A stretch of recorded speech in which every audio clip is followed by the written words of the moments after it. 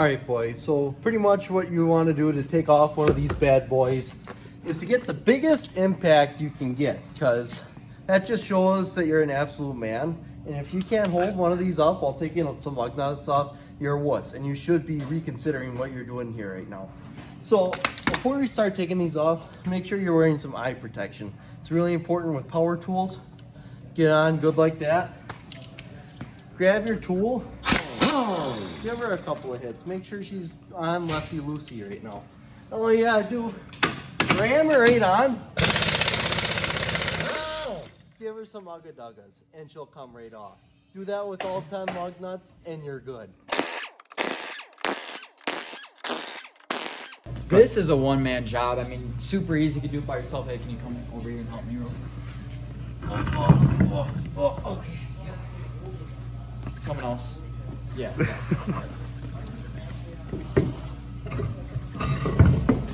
See, completely by yourself, it's that easy. Right now I'm adjusting the slack adjuster, so backing it out. Sure. All right, so now what you gotta do is you gotta walk up to the drum right here, give it a big old bear hug, and just lift it off. I mean, that's a one-man job, not like those tires. All right, so down here we got our brake chamber and our push rod. When you apply the air pressure to the surface brake, push rod pushes out up against slack adjuster. Slack adjuster turns that linear motion into a rotation, which turns this S cam down here, and this S cam will rotate this way, which pushes up against these roller pins, which makes these brake pads push out, and that's what pushes up against our drum here. And these springs, as you've seen here, we got green and orange on both sides. That is what pulls the spring back together, so it's no longer applying to the brake jump. All right, so now if you want to take these brake pads actually off, you got two little springy boys here. They're kind of orange. That's how you can tell that's what you want to take off. So personally, I like to use the good old vice grip, the old wrench for everything. Now you can do it with any other kind of wrench you want. It don't matter, as long as you can get them off. Use your own hands if you want to. But, you know, I'm a bit of a wuss with this, so I got to use the old vice grips.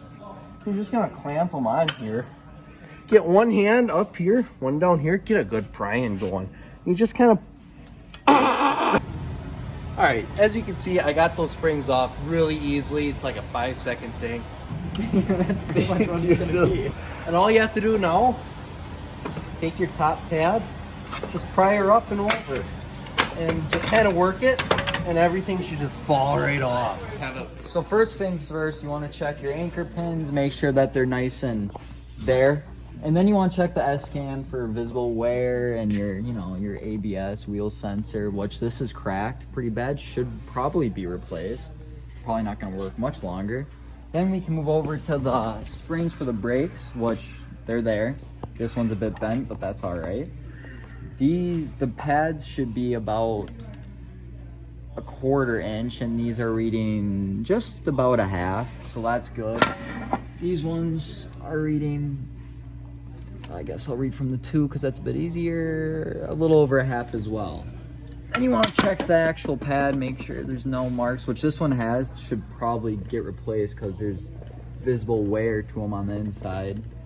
But then we can move over to the drum. You want to feel the inside for any sort of oil coming from the wheel seal or anything like that. Then you kind of want to rub your fingernails along, make sure there's no really bad wear marks. So what you're going to want to do is feel the outside lip here, make sure that it's not even with it. You know, you want to kind of roll it, make sure there's no cracks that are a certain length that we'll put here, and you know that it doesn't go all the way through to the outside or, you know, too long. You want to make sure you can't put your fingernail in there because, you know, then it would get caught on the brake shoes, which I'm not seeing any here. Looks good and clean. So now that we've inspected all of our brake pad and the brake pad assembly, you got to make sure you get this green spring back in there. Once you got that, make sure the spring falls back out so you can go ahead and put it back in. Just hook her right back in there. You know, there's no shame in getting a little bit of rage, throwing a couple of wrenches. It happens. That is how professional mechanics work. So then you're gonna just pick your shoes up, get them facing both the right way, and just set it right back on that S-cam. Make sure your spring, your green spring, is going to be in front of that S-cam, like so. And then bleep everything off. Now that we got our brake shoes on, you're just going to make sure that you are resting on this pin here. You can use this nice little tool to get your orange springs back on. So all you're going to do is you're going to hook that top part up. Get this guy hooked up right at that 90-degree elbow. Kind of like that.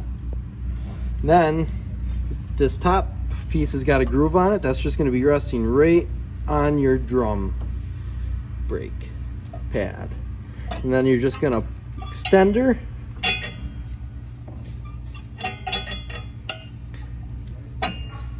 And just put it in. It's as easy as that. Just got to put it in there. Real simple to do. Really easy section. Should not take long at all. No other tools necessary. Okay. Yeah, that doesn't help at all. Cool.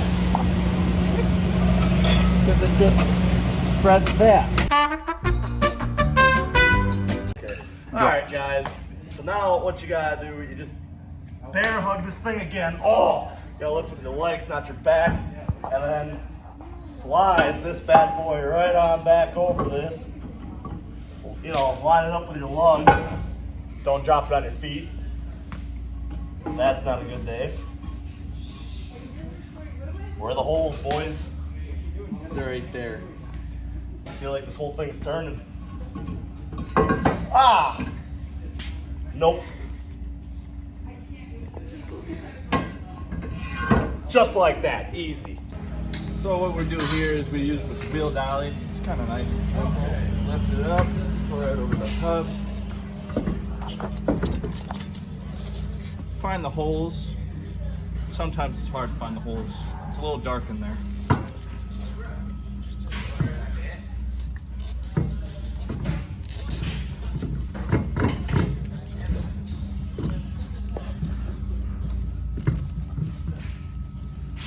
Usually it's a one-man job, but Bleep.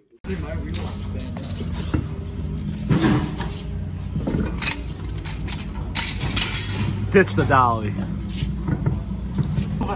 Stop moving the hub! Make sure to mention about the belt. Alright. first of all, you're halfway on the hub. Yeah, I see that. You're halfway over to the right. Alright, so right now we're going to tighten our slack adjuster to adjust it properly. Before you do this, you want to make sure the truck's aired up and that the brakes are disengaged so it can roll freely. But make sure you have chunks. What you're going to do, you're going to tighten the slack adjuster until it gets tight against the brake drum. Then you're going to flip it around and you're going to back it off a half a turn. It might be tricky in your situation. You might want to just give a little bit extra so they adjust themselves a little better. And that's how you adjust them.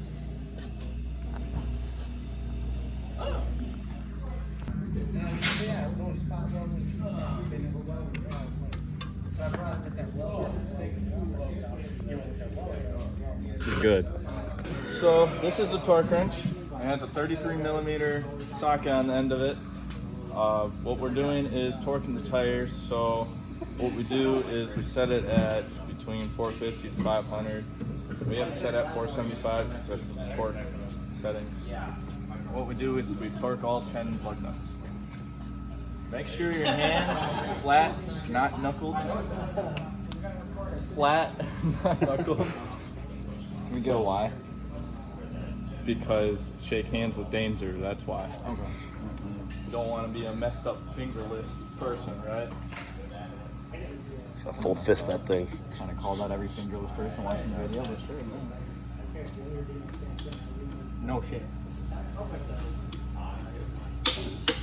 You want to make sure it clicks. If it doesn't click, you're not torquing enough.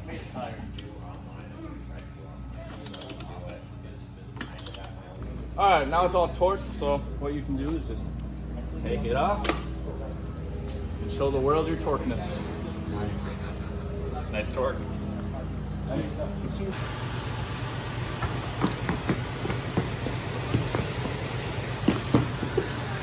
This is why, guys, right after you're done working on stuff in your shop, you want to clean up so you're not like James and tripping over it and falling. All right, just got back from lunch, so let's go get those tires back on. I don't know where everyone else went, but well, it's that easy. I told you guys it was a one-man job. I mean, it's done already. You know, it's like magic, really.